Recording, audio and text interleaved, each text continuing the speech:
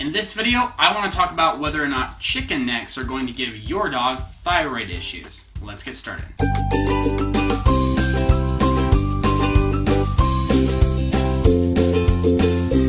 Welcome to the channel, everybody. My name is Scott, the Dog Dad from DogDadOfficial.com, and if this is your first time on the channel, make sure to click that subscribe button as well as the little bell notification icon so that you get notified about future raw feeding videos. And in the comments section below, please tell me what you have heard about this topic. So, can feeding necks like chicken necks, turkey necks, duck necks cause thyroid issues in your dog?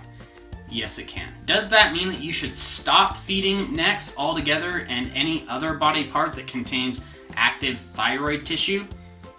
Not necessarily.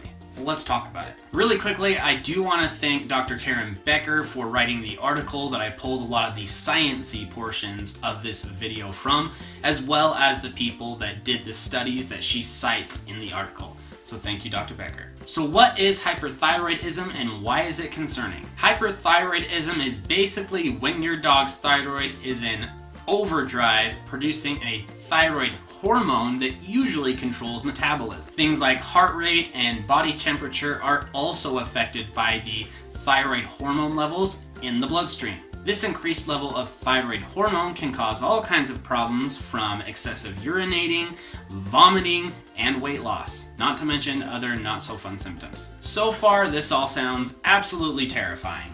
I get it.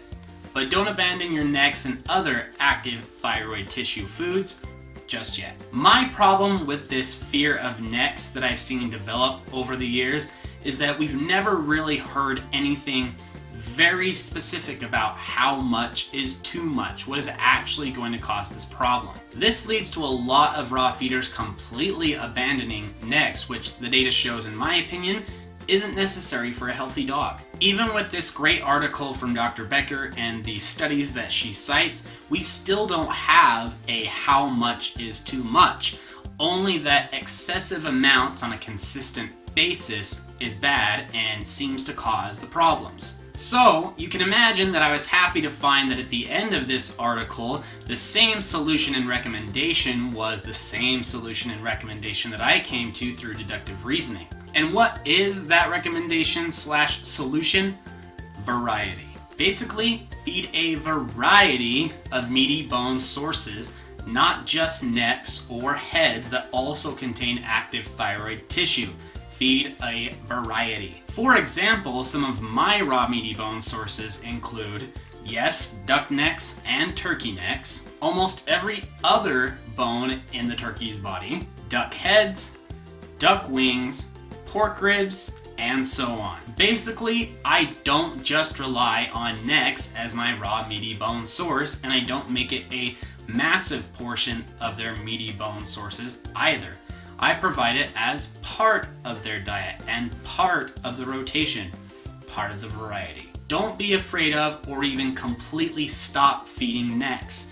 Just provide plenty of variety. Make sure that you have several other sources of raw meaty bones in your dog's diet that do not contain active thyroid tissue like necks and heads. Make sure that you provide a variety. Not just for the sake of this, but no one wants to eat the same thing every day. I know I don't, and your dog doesn't either. To learn more about or even get started with raw feeding, make sure to check out my free 7 Simple Steps to Raw Feeding and other raw feeding resources in the description box below.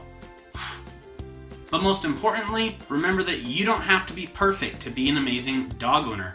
You just have to do your best every day and try to improve as you go forward. Peace. Stupid flying white thingy.